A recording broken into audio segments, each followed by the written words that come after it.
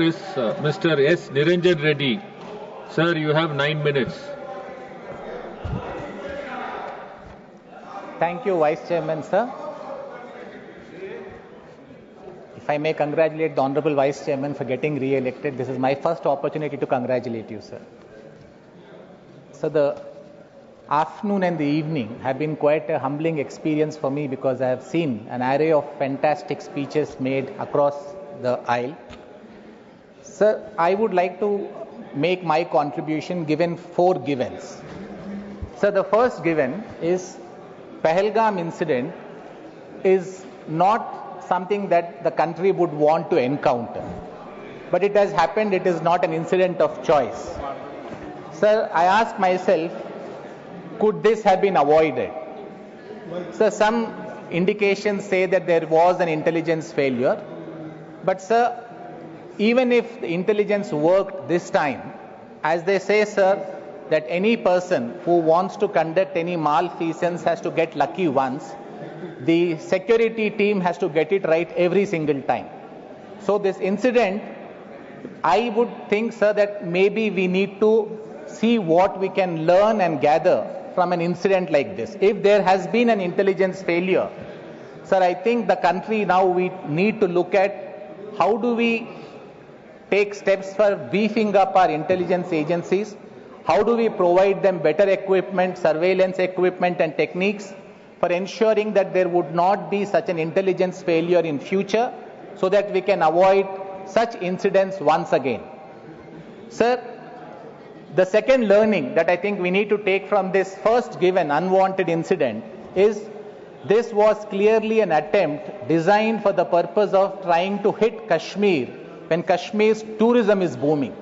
So the best response the country can give is we need to take up additional projects in Kashmir for helping tourism because we need to show a steel of will to these people who want to think that they can destroy Kashmir by showing that every attempt they make for the purpose of weakening Kashmir, India as a country will stand behind Kashmir and will contribute more to make Kashmir more tourist friendly so that the local population benefits. Sir, the second given, do we believe that Pakistan was behind it? Sir, I have not heard one discordant voice across all political parties. All of us firmly believe and absolutely believe that Pakistan was behind it. The third given was, did India need to respond? Sir, again, I don't think there is any difference amongst any of us that India needed to respond. India needed to establish a new strategic threshold. We need to show to Pakistan that we are not going to take these kind of incidents lying down. We will respond in our own way. Sir, the Honorable Defence Minister Rajnath Singh ji had spoken about the game theory. Sir, I fully support this action that we have taken, where we now want to make it clear to Pakistan or any of the terrorist organizations that whatever they do, they cannot get away with lightly. Sir, but the question is, have we done enough? Sir, this is a debate again for the future, but I think, sir, that it is not just enough for us to say that we are the 4th largest economy. I think it is about time we start showing our heft and we start behaving like that in terms of defense also. Sir, the fourth was the response required to be measured. Sir, in my opinion, this is again a given. It had to be measured. I have heard some jingoistic talks that we can take Pakistan occupied Kashmir. No, sir. There is a reason our constitution places this trust of final decision in the political hands and not in the military hands.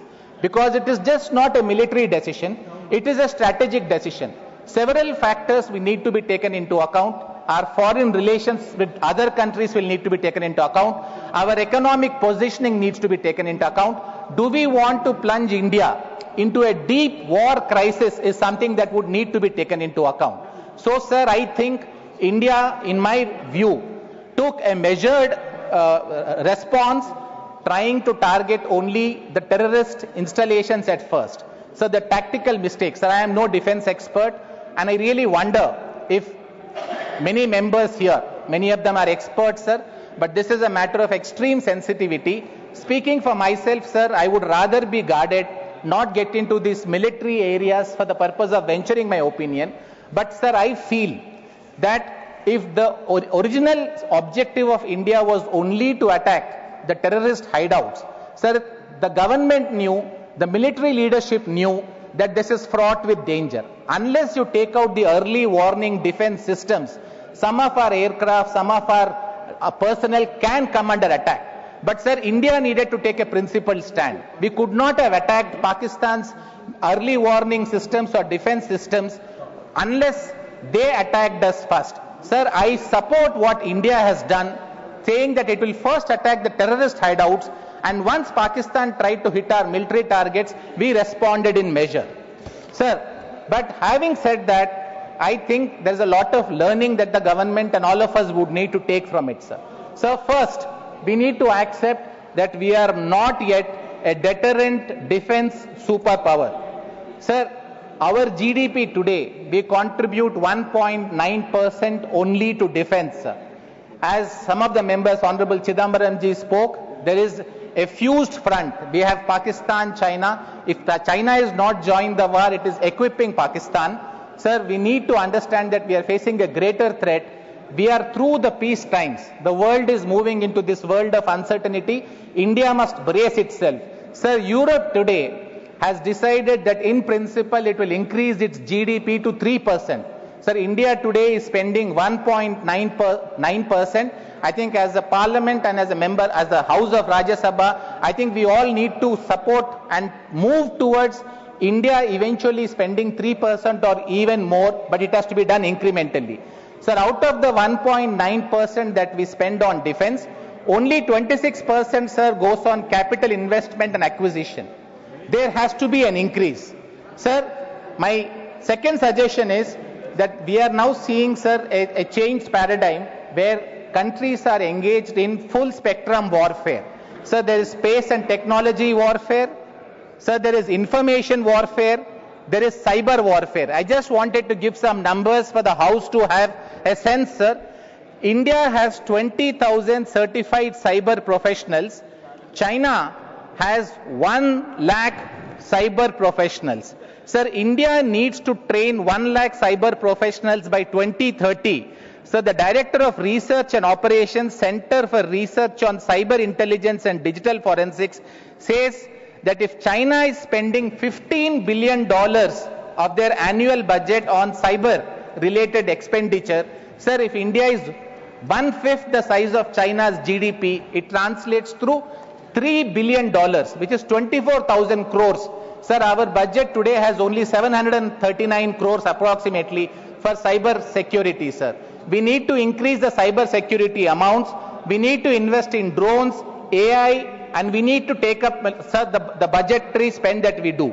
Sir, the last of the lessons that I would ask the House to consider is the limitations of diplomatic capital. Sir, we realize that in times of crisis like this, like India has done the same, sir.